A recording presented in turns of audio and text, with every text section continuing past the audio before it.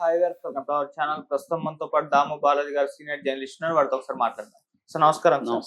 Sir Chilukuri Balaji temple ఆలయ ప్రధాన అర్చకులు మన రంగరాజన్ గారి పైన ఒక 20 మంది రామరాజ్య సంస్థ వ్యవస్థాపకులు దాడి చేయడం ఇప్పుడు రాష్ట్ర వ్యాప్తంగా కూడా సంచలనంగా మారింది సార్. ఇది కూడా మళ్ళీ ఘటన కూడా లేట్ గా రావడం కూడా చర్చనీయాంశంగా మారింది. ఎందుకు లేట్ గా వచ్చిందని, అసలు ఎవరు వీళ్ళు, ఎందుకు ఈ విధంగా దాడి చేశారు, ఇష్యూలో ఏం జరిగింది, మరి మీరు ఈ ఘటన ఏ విధంగా చూస్తారు? ఇది 4-5 రోజుల ముందే జరిగిందని చెప్తున్నారు. సంఘటన నేను వీడియోలో అవి చూశాను. అదేంటంటే ప్రధానంగా చిలుకూరు బాలాజీ టెంపుల్ అది ఎంత పాపులరో మనకు తెలుసు.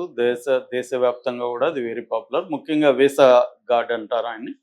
మనకి అర్లీ మార్నింగ్ 5 గంటలకు వెళ్తే కూడా క్యూలో నిలబడాల్సిందే, అంత క్రౌడ్ ఉంటారు అక్కడ. సో ఈయన రంగరాజన్, ఆయన ప్రధాన అర్చకులు. ఆయన చాలా బ్యాలెన్స్డ్గా మాట్లాడతారు. సో చాలా వీడియోలు ఆయనవి కూడా పాపులర్ ఉన్నాయి. సో ఆయన మీద రామరాజ్యం బ్యాచ్, వీళ్ళు ఇక్ష్వాకు వంశం అని చెప్పుకుంటున్నారు కొంతమంది. ఆ వీడియోలు వాళ్ళే పెట్టుకున్నారు. రామరాజ్యం అనేది వీరరాఘవరెడ్డి అని అతను నడుపుతున్నట్టుగా తెలుస్తుంది. అతనికి ఒక యూట్యూబ్ ఛానల్ ఉంది. దాంట్లో పెద్దగా ఏమీ 6-7 వేల కంటే ఎక్కువ సబ్స్క్రైబర్ లేరు, పెద్దగా వ్యూస్ కూడా లేదు. మోస్ట్ పాపులర్ అంటే 14,000 వ్యూస్ ఉన్నాయి. దాదాపు 100 వీడియోలు పైన పెట్టున్నాడు ఆ ఛానల్లో. అంటే ఇటీవలనే స్టార్ట్ అయినట్టుగా తెలుస్తుంది ఇతను వ్యవహారం. సో అతను వెళ్ళి కొంతమందిని వేసుకొని వెళ్ళి అర్ధరాత్రి వాళ్ళ ఇంటి మీద దాడి చేసి అతన్ని పట్టుకొని అతన్ని అతి దారుణంగా మాట్లాడుతున్న వీడియో అతనే పెట్టుకున్నాడు.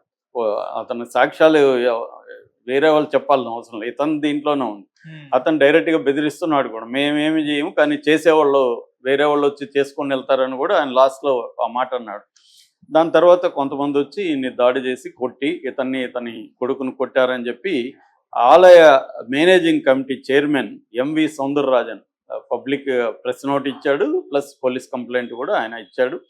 సో జరిగింది ఏంటి అనుకున్నప్పుడు ఈ రామరాజ్య స్థాపన కోసం సైన్యాన్ని ఏర్పాటు చేయాలని ఒక బ్యాచ్ అనుకుంటుంది. ఆ బ్యాచ్కి నాయకుడు అంటే వీరరాఘవరెడ్డి. ఈ వీరరాఘవరెడ్డి ఇక్ష్వాకు వంశం నాదే అని చెప్తున్నాడు. మామూలుగా అతను రెడ్డికి ఇక్ష్వాకులకి ఏందో, మామూలుగా అయితే ఇక్ష్వాకు వంశం అనేది క్షత్రియ వంశం, కానీ ఇతను ఏదో ఇక్ష్వాకు వంశం నాదే అని చెప్తున్నాడు.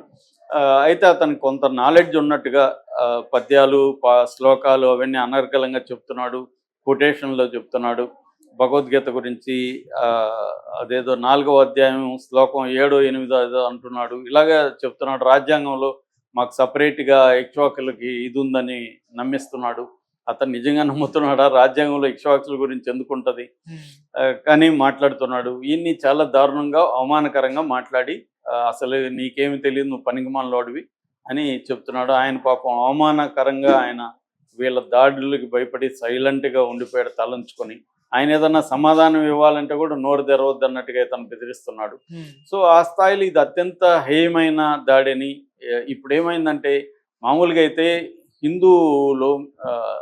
హిందూ మిలిటెంట్ సంఘాలే ఖండిస్తున్నాయి.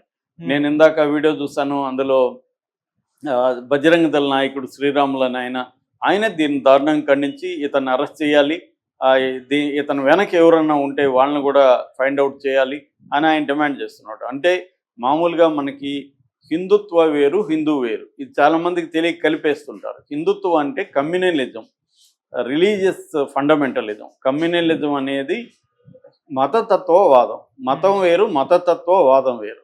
కమ్యూనలిజం లేదా మతతత్వవాదం అంటే అర్థమైందంటే మతాన్ని క్రైటీరియాగా తీసుకొని తన మతమే గొప్పది, తన మతానికి భిన్నంగా ఉన్నవాళ్ళు మనుషులే కారు, అసలు వీళ్ళని కొట్టాలి, చంపాలి, నరికేయాలి, వీళ్ళకి ఏ రకమైన ఫ్రీడమ్ లేదు, ఉంటే మా మతంలో ఉండు లేకపోతే వెళ్ళిపో అని చెప్పే ప్రధానంగా ఇలాంటి డాక్ట్రిన్ అంటారు దీన్ని. ఇలాంటి డాక్ట్రిన్ ప్రచారం చేసే వాళ్ళని మతతత్వవాదులు అంటారు. వీళ్ళు అన్ని మతాల్లో, హిందూ మతంలోనే కాదు ముస్లిం మతంలోనూ ఇలాంటి కమ్యూనలిజం, ఇస్లామిక్ కమ్యూనలిజం ఉంటుంది, క్రిస్టియన్ కమ్యూనలిజం ఉంటుంది.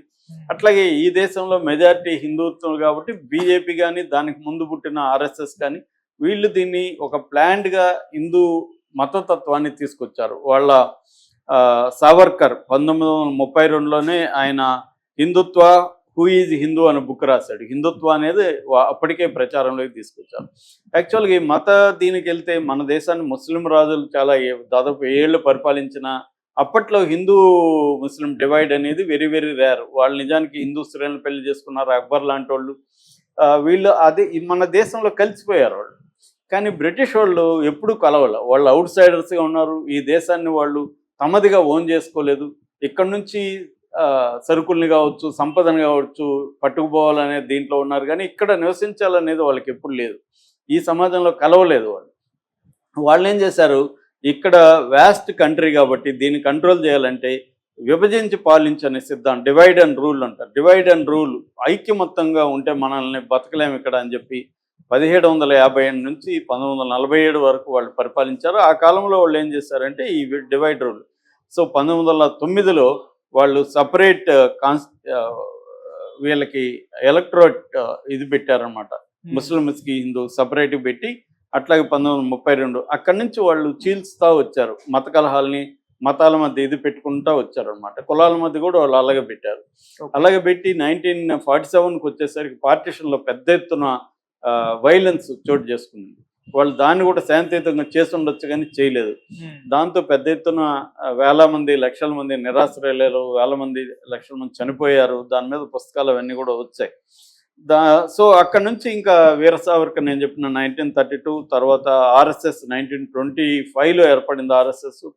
దాని తర్వాత 1951లో భారతీయ జనసంఘ ఏర్పడింది.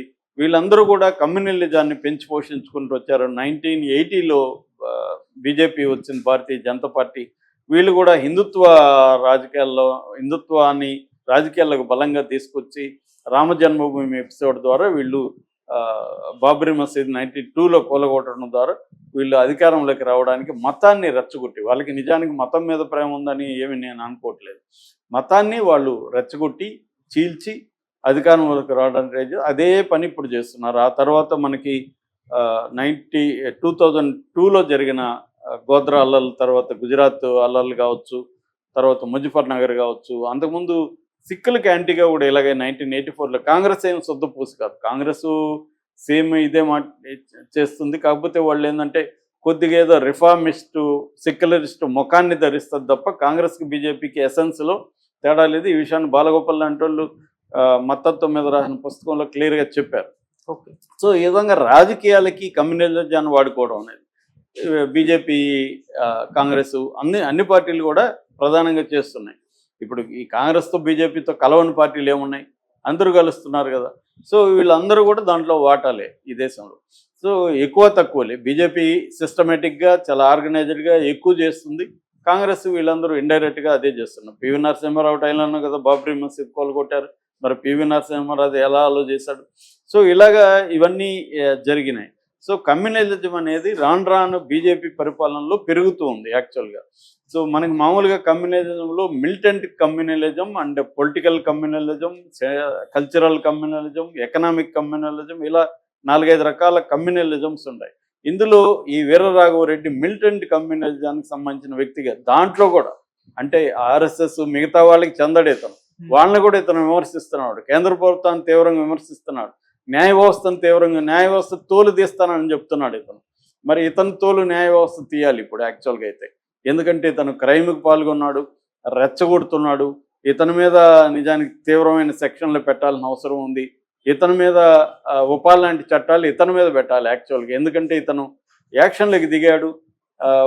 ఒక ప్రముఖ దేవాలయం పూజారిని ఇలా కొట్టగలిగాడంటే ఇంకా వేరే హిందువులకు భద్రత ఏముంటుంది? నిజానికి హిందువులకు భద్రత ముస్లింల వల్ల అని వీళ్ళు ప్రచారం చేస్తారు, ఆర్ఎస్ఎస్, బీజేపీ వాళ్ళు. ఇప్పుడు ఇలాంటి వాళ్ళే హిందువులకు భద్రతకి, హిందువులు పవిత్రంగా చూసే ఒక బాలాజీ టెంపుల్ మెయిన్ పూజారిని ఇతను పోయి దారుణంగా అవమానించి కొట్టాడంటే వీరరాఘవరెడ్డి, ఇలాంటి వాళ్ళని సహించకూడదు యాక్చువల్గా. అదైతే ఆ విషయంలో బజరంగ దళ్ కానీ ఆర్ఎస్ఎస్ కానీ వీళ్ళందరూ కూడా, అంటే బీజేపీకి సంబంధించిన సంస్థలు కూడా ఖండిస్తున్నాయంటే అర్థం ఏంటంటే వాళ్ళు పొలిటికల్ కోసమే ఏదైనా చేస్తారు ఒక ఆర్గనైజ్డ్గా. ఇలాంటి వాళ్ళకి కూడా ఇబ్బంది. ఎవడంటే వాడు వచ్చేసి వాళ్ళది కదా, అది కర్చీఫ్ వాళ్ళు వేసి పెట్టారు. ఇప్పుడు దాన్ని వచ్చి వేరే వాడు లాగాడను, నేను ఒక సీట్లో కర్చీఫ్ వేసి పెడితే వేరే వాడు వచ్చి కూర్చుంటే వాళ్ళకి ఇబ్బంది కదా. అది వాళ్ళకి ఫీల్ అవుతున్నారు. వీడోడ్రా వీడొచ్చి మనల్ని కబ్జా చేస్తున్నాడే, ఎందుకంటే వాడు మెల్లగా హీరో అవుతాడు, వాళ్ళకి అది ఇబ్బంది. సో పైగా వాడు చంద్రబాబును పొగుడుతూ కొన్ని వీడియోలు కూడా ఉన్నాయి. దాంట్లో జగన్ని బీజేపీని తిడుతున్నాడు వాడు. సో ఇలాగా రేపొద్దున రకరకాల పార్టీల నుంచి కూడా ఇలాంటి వాళ్ళు వచ్చే అవకాశం ఉంది. అందుకని కూడా బీజేపీ కానీ బీజేపీ సంఘాలు కానీ ఖండిస్తున్నాయి. ఏదేమైనా దీన్ని తీవ్రంగా ఖండించాలి. ఏ పార్టీ ఏ మతంలో అయినా కమ్యూనలిజం అనేది ప్రజా శత్రువుగా గుర్తించాల్సిన అవసరం ఉంది. ఇది కూడా అదే జరిగింది. వీర్రాఘవరెడ్డిని సీరియస్గా పనిష్ చేయాల్సిన అవసరం అయితే ఉంది. Okay sir, thank you so much.